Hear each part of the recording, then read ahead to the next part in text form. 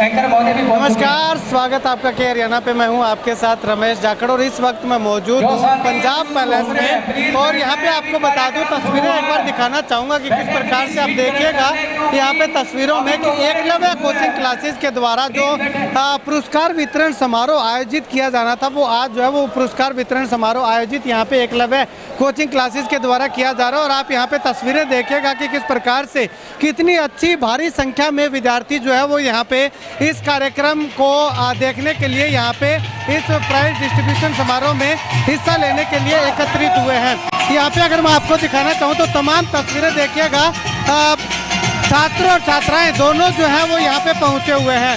इसके अलावा मैं आपको मुख्य स्टेज की तस्वीरें दिखाना चाहूँगा।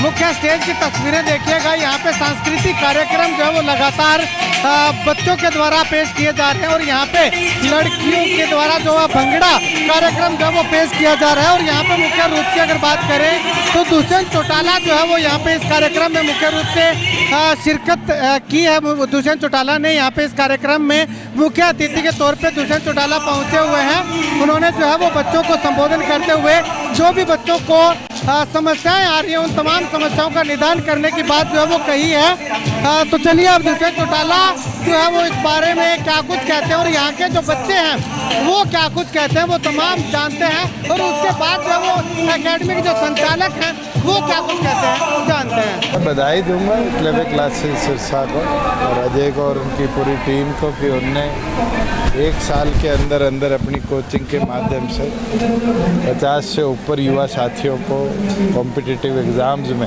ट्रेन कर क्लियर कराने का काम किया। और यही उम्मीद है कि ऐसे जो सेंटर्स चल रहे हैं ये भी युवा साथियों को और अच्छी तरीके से, स्पेशली रूरल बैकग्राउंड के युवाओं को और अच्छी शिक्षा दे कि वो देश भर के सभी एग्जामिनेशंस के अंदर टॉप करके हरियाणा का नाम रोशन करें। हरियाणा सरकार तो ऑलरेडी स्कीम चला कर बैठी है टॉप 100 स्कूल्स की, और उसके अंदर भी इसी तरीके से ग्रामीण लेवल पर जो हमारे स्कूल हैं उनको अपग्रेड ऑलरेडी किया है। प्लस आईटी का ज़माना है, अब टैब्स के माध्यम से भी न्यू एजुकेशन पॉलिसी को भी साथ इम्प्लीमेंट कर युवाओं को और बेहतर 10वीं 11वीं 12वीं के अंदर हम शिक्षा प्राप्त भिजवा। ऑलरेडी प्रोसेस चला हुआ है हरियाणा प्रदेश के अंदर। तो सीएम ने पीछे खुद कहा था कि 60,000 के लगभग ऐसी नौकरियां हैं जो अब एडवर्टाइजमेंट के प्रोसेस में है या होनी है। और मैं मानता हूँ अगले 1 साल में युवाओं को जो 2 साल का कोविड का बैकलॉग है इसको फुलफिल भी हम करने का काम। सिरसा में अगर बात करें तो लड़कियों के परिवहन की समस्या बहुत ज़्यादा मेरे आगे आई है। नई बसेज प्रोक्योर हो रही है और जैसे ही प्रोक्योर होगी उसके बाद ये समस्या का निपटारा। सर, हरियाणा में सीईटी का एग्जाम कब तक होने की संभावना है? जल्द होगा, मेरे ख्याल से जुलाई के अंदर टेंटेटिव डेट है। वो तो स्टाफ सिलेक्शन डेट्स को आपको बेहतर तरीके से बताएं। सर, बच्चे पढ़ रहे हैं, नौकरियों की कमी है, इसके बाद में नशा बहुत है सिरसा में। देखो, नौकरी और नशा 2 अलग चीज़ें हैं। बेरोजगारी है तो बच्चे नशे की तरफ बढ़ रहे हैं। वो तो आपका सोच ये हो सकती है, पढ़ने लिखने वाला बच्चा उस तरफ नहीं जाता।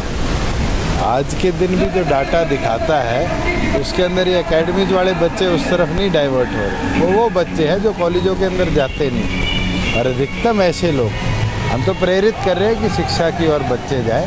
और हर चीज़ सरकारी नौकरी नहीं है, आज के दिन तो प्राइवेट नौकरी के अवसर बहुत है। और 75% हमने रिजर्वेशन भी इसलिए लाई है कि युवाओं को हम साथ के साथ नौकरी भी उपलब्ध कराएं।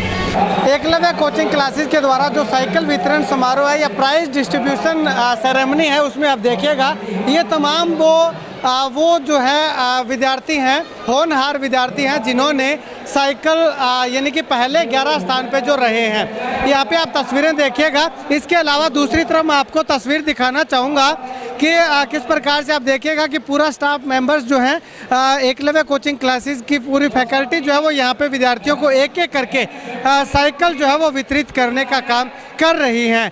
चलिए अब आगे एक के बाद एक जो है वो साइकिलें यहाँ पे आती हुई दिखाई दे रही हैं।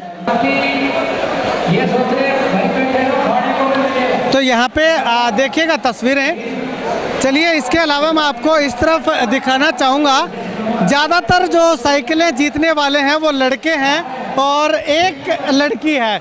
11 में से एक लड़की ने साइकिल जीती है और बाकी 11 के 10 के 10 जो वो लड़के हैं। बातचीत करते हैं, क्या कुछ कहना चाहेंगे? पहले स्थान पे आपने पहले 11 में स्थान हासिल किया है। सर मैं पहले तो एकलव्य क्लासेस का धन्यवाद करना चाहूँगी कि वो बहुत अच्छा काम कर रहे हैं। अक्सर लड़कियां हर एक सब्जेक्ट में आगे रहती हैं, चाहे वो यूपीएससी की बात करें, चाहे वो और कॉम्पिटिटिव एग्जामिनेशन की बात करें, लेकिन एकलव्य में पीछे कैसे रह गई? सर पता नहीं, मैं एकलव्य एकेडमी की स्टूडेंट हूँ नहीं। अच्छा, आप हो नहीं, नहीं फिर भी आना चाहिए था लड़कियों को ज़्यादा। आना तो चाहिए था सर। अच्छा, ठीक है, चलिए कुछ और बच्चों से बातचीत करते हैं। भाई साहब, क्या कुछ कहना चाहेंगे? एकलव्य क्लासेस के द्वारा साइकिलें मिली आपको? सर अच्छा लगता है। एक तो पेपर में अपनी तैयारी कैसी है, खुद का एनालिसिस होता है, हमें कहाँ काम करने की जरूरत है, ये सब।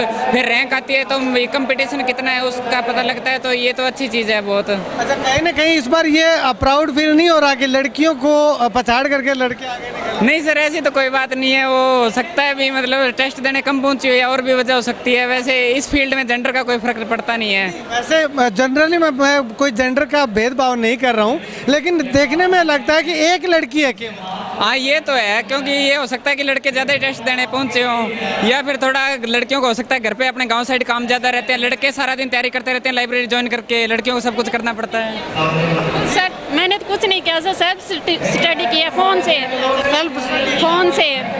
फ़ोन को ही अपना हथियार बनाया स्टडी का। बहुत ही सुंदर जवाब। एक भाई साहब और हैं। भाई साहब, कहाँ से? मैं जोध का गांव से। जोधका गांव से हैं, पड़ोसी गांव से ही हैं। क्या कुछ कहना चाहेंगे? साइकिल मिल चुकी है आप? हाँ जी, इसमें बड़ी खुशी का अनुभव हो रहा है, और साथ में इस तरह के जो है वो टेस्ट समय समय पर अगर हो तो बच्चों में मोटिवेशन भी बनता है, और इस बहाने तैयारी हो जाती है। ठीक, टेस्ट के बहाने तैयारी हो जाती है अच्छे से। शुक्रिया बातचीत के लिए। चलिए अब यहाँ पे जो बच्चे हैं, जो एकलव्य कोचिंग क्लासेस के जो प्रबंधक हैं, जो फैकल्टी मेंबर्स हैं या डायरेक्टर हैं, वो क्या कुछ कहते हैं, जानते हैं। आज जो हम इस मुकाम पर हैं वो हमारी टीम की वजह से है, क्योंकि हमारी जो स्टार्टिंग में हमने जो शुरुआत की थी 4 फरवरी 2020 को, पिछले वर्ष जो शुरू की थी हमने लगभग 1.5 साल कंप्लीट हो गया हमारा, और इसी टीम के साथ हम रन कर रहे हैं, और यही टीम पूरे के पूरे सिलेक्शन दे रही है। यानी एक प्रकार से कहूँ तो हरियाणा की बेस्ट टीम है हमारे पास, और आगे भी हम ऐसे ही सिलेक्शन देते रहें। आने वाले समय में किस तरह का प्रयास रहेगा आपका एकलव्य को और ऊपर तक ले जाने के लिए? ये आगामी, ये तो आप मान के चलो भी हर साल ये ऐसी परीक्षाएं आयोजित की जाएगी जो बच्चों का मनोबल बढ़ाए, प्रत्येक वर्ष की जाएगी। और कभी अभी मैंने आपको बताया था, सूचना भी दी थी, जो है वो छूट दी गई है फीस के अंदर, बच्चों के अंदर छूट दी गई है हमने, जो आगामी 15 दिन के अंदर जो एडमिशन लेगा उसकी फीस रहेगी 4,999 रुपये 15 दिन तक। शुक्रिया बातचीत के लिए। चलिए एक महिला स्टाफ मेंबर से बातचीत करते हैं। मैम, क्या कुछ कहना चाहेंगे आप इस कार्यक्रम को लेकर के, और 20 लाख रुपए तक के इनाम जो आपने वितरित किए?